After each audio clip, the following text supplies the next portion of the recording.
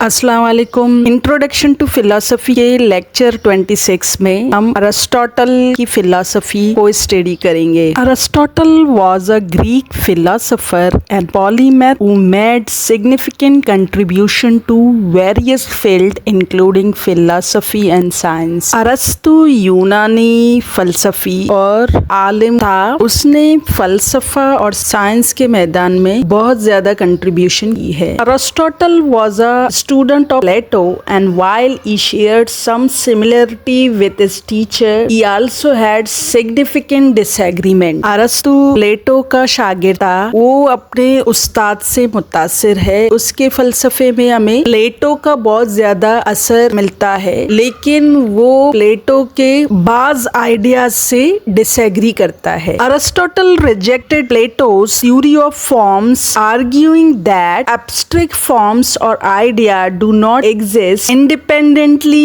of physical world. Aristotle अपने उस्ताद प्लेटो के theory of form को रिजेक्ट करता है। उसके मुताबिक प्लेटो ने जो दैट वर्ल्ड का तस्वर दिया है कि फॉर्म दैट वर्ल्ड में मौजूद है, वो सही नहीं है, बल्कि फॉर्म इसी दुनिया में मौजूद है, फिजिकल वर्ल्ड में। Major works metaphysics, a comprehensive work on metaphysics exploring concepts such as substance, potentiality and actuality. Metaphysics के नाम से अरस्तु की एक मशहूर किताब है, जिसमें वो अपना मेटाफिजिक्स बयान करता है। वो मेटाफिजिक्स में एग्जिस्टेंस, बीइंग, सब्सटेंस, पोटेंशियलिटी और एक्चुअलिटी की बात करता है। Nicomachean ethics, a work on ethics focusing on virtues, moral character and human flourishing. Nicomachean ethics में अरस्तु इखलाकियात पर डिटेल से बात करता है। वो वर्च्यूज, मोरल कैरेक्टर और ह्यूमन फ्लोरिशिंग की बात करता है। Politics, a comprehensive work on politics exploring form of government, citizenship and the ideal society. The politics सियासियात पर एक कम्प्रिहेंसिव काम है, जिसमें अरिस्टोटल गवर्नमेंट की फॉर्म को, सिटीजनशिप को और एक आइडियल सोसाइटी का तस्वर पेश करता है। De Anima, a work on the nature of the soul and living being. De Anima में अरिस्टोटल सोल और लिविंग बीइंग को बयान करता है। डी एनीमिया साइकोलॉजी की पहली किताब मानी जाती है और उस वक्त साइकोलॉजी को द स्टडी ऑफ सोल कहा जाता था। Metaphysics, Aristotle's metaphysics explores fundamental question about reality, existence and being. अरस्तु माबादुल तबियत में हकीकत, वजूद और बीइंग के मुतल्लिक बुनियादी सवाल उठाता है। Aristotle referred metaphysics has first philosophy और द साइंस ऑफ बीइंग क्वा बीइंग। अरस्तु मेटाफिजिक्स को फर्स्ट फिलॉसफी कहता है। वो मेटाफिजिक्स को बीइंग क्वा बीइंग की साइंस भी कहता है, जिससे मुराद एक ऐसी साइंस जिसमें बीइंग के फंडामेंटल एंड जर्नल सेंस को स्टडी किया जाता है। Substance, Aristotle concept of substance refer to the underlying reality और एसेंस ऑफ समथिंग। सब्सटेंस वो फंडामेंटल और सेल्फ एग्जिस्टेंस एंटिटीज हैं जिससे ये दुनिया बनी है, या एसेंस जो कि उस चीज की फंडामेंटल नेचर या डिफाइनिंग कैरेक्टरिस्टिक हो। पोटेंशियलिटी एंड एक्चुअलिटी,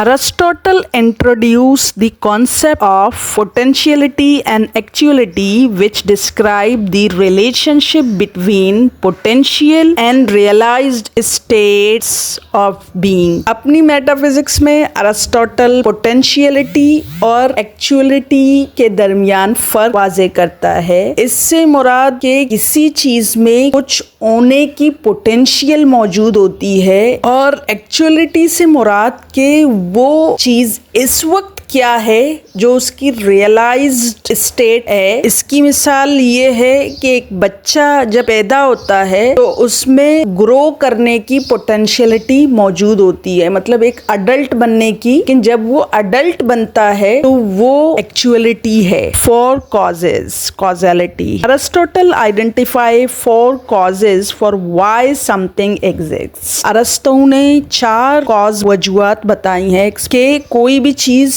क्यों वजूद रखती है। Number 1, material cause, the substance something is made of. Material cause से मुराद है जो चीज है वो किस मटीरियल से बनी है, किस मैटर से बनी है। जिस चीज से बनी है वो उसकी मटीरियल कॉज है। फॉर्मल कॉज, द स्ट्रक्चर और फॉर्म ऑफ समथिंग, किसी चीज का स्ट्रक्चर या उसका फॉर्म उसकी फॉर्मल कॉज है। एफिशिएंट कॉज, द एजेंट और force that bring something about, यानी वो फोर्स या वो इंसान जिसकी वजह से वो चीज वजूद में आई है। फाइनल कॉज, द पर्पस और एंड ऑफ समथिंग, यानी किसी चीज के वजूद में आने का मकसद। इसको अरिस्टोटल की फिलॉसफी ऑफ कॉज़लिटी कहा जाता है। अगर अब तक आपने मेरे चैनल को सब्सक्राइब नहीं किया तो मेरे चैनल को सब्सक्राइब करें। Ethics, virtue ethics. Aristotle concept of virtues refer to excellent character traits that enable individual to live a good life. He identified moral virtues such as courage, justice and temperance which are developed through habit and practice. Aristotle के ethics को virtue ethics कहा जाता है क्योंकि वो उसमें virtue की बात करता है, जिससे मुराद इंसानी किरदार की वो बेहतरीन खूबियां जिनसे वो एक अच्छी जिंदगी गुजार सके। अरस्तु के मुताबिक वर्च्यू को प्रैक्टिस के जरिए हम अपनी आदत का हिस्सा बना सकते हैं और जब वो आदत में शामिल हो जाए तो वो हमारा किरदार बन जाता है। Eudaimonia, Aristotle concept of eudaimonia refer to human flourishing और living a fulfilling life. He believed that eudaimonia is the ultimate goal of human life achieved through living a virtuous life. Aristotle ने यूडीमोनिया का concept दिया जिससे मुराद एक अच्छी जिंदगी गुजारना या खुशी का उसूल है, यानी इंसानी जिंदगी फ्लोरिशिंग हो और वो इंसानी जिंदगी का अल्टीमेट मकसद है जो कि वर्चुअस बनने से ही अचीव हो सकता है। Mean, Aristotle doctrine of the mean suggests that virtues are found in a middle ground between excess and deficiency. He emphasized the importance of balance and moderation in achieving virtues. Aristotle अपने ethics में doctrine of the mean भी बयान करता है, जिससे मुराद है कि हमें हमेशा मिडल ग्राउंड में, दरमियान में या दाल में रहना है, यानी म्याना रवि इख्तियार करके ही हम एक वर्चुअस जिंदगी गुजार सकते हैं। हमें एक्सट्रीम को, एक्सेस या डिफिशिएंसी को अवॉइड करके बैलेंस और मॉडरेट लेवल पर रहना है ताकि हम अच्छी जिंदगी गुजार सकें। Practical wisdom, Aristotle's concept of phronesis practical wisdom refers to the ability to apply knowledge in practical situations. He believed that practical wisdom involves deliberation and decision making in complex situations. Aristotle अपने ethics में प्रोनोसिस या practical wisdom की बात करता है। किसी चीज का सही अंडरस्टैंडिंग हमें उसको अमलन इस्तेमाल करके ही मिलता है। ये हम अपनी जिंदगी के जो कॉम्प्लेक्स सिचुएशन होते हैं, पेचीदा हालात होते हैं, उसमें किस तरह डिसीजन मेकिंग कर सकते हैं, किस तरह अपनी इंतखाब करके किसी बेहतरीन फैसले या डिसीजन की तरफ जा सकते हैं। Logic, deductive reasoning. Aristotle developed the syllogism, a form of deductive reasoning that involve drawing conclusion from premises. Logic की पूरी साइंस अरिस्टोटल ने ही इंट्रोड्यूस कराई है। उसने सिलोजिज्म डेवलप्ड किया जो कि डिडक्टिव रीजन की एक फॉर्म है, जिसमें हम प्रेमिसेस से कंक्लूजन ड्रॉ करते हैं। Structure of syllogisms. He identified the structure of syllogism including the major premises, minor premises and conclusion। Syllogism के स्ट्रक्चर में दो premises होते हैं जिनसे एक conclusion ड्रॉ किया जाता है। इनमें से एक major premise होता है, एक minor premise होता है जिनसे conclusion निकलता है। Terms। Aristotle defined terms as the basic unit of logic which can be subjects or predicates। Aristotle ने लॉजिक में टर्म्स की बात की है कि जो किसी प्रोपोजिशन की सब्जेक्ट या प्रेडिकेट होते हैं। Propositions. He discuss proposition which are statement that can be either true or false। Proposition उन स्टेटमेंट को कहा जाता है जो कि या सही होते हैं या गलत होते हैं। Aristotle logic provides a framework for understanding and evaluating argument, emphasizing the importance of clear thinking and rational inquiry। Aristotelian logic हमें एक framework देता है जिसमें हम argument को evaluate भी कर सकते हैं और understand भी कर सकते हैं, जो कि हमें clear thinking और rational inquiry की तरफ ले जाता है। Science।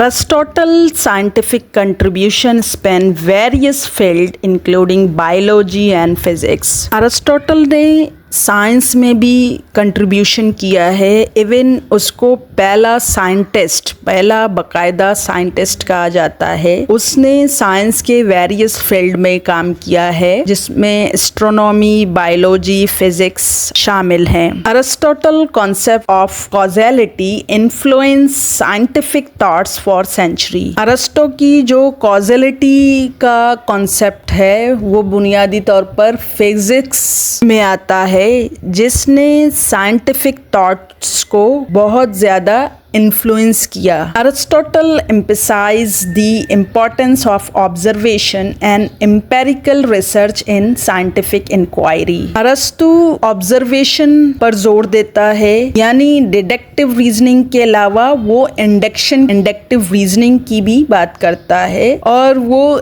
एम्पेरिकल रिसर्च पर एम्फसाइज करता है जो कि साइंटिफिक इंक्वायरी की बुनियाद है। इस work laid the groundwork for the development of scientific methodology and study of the natural science।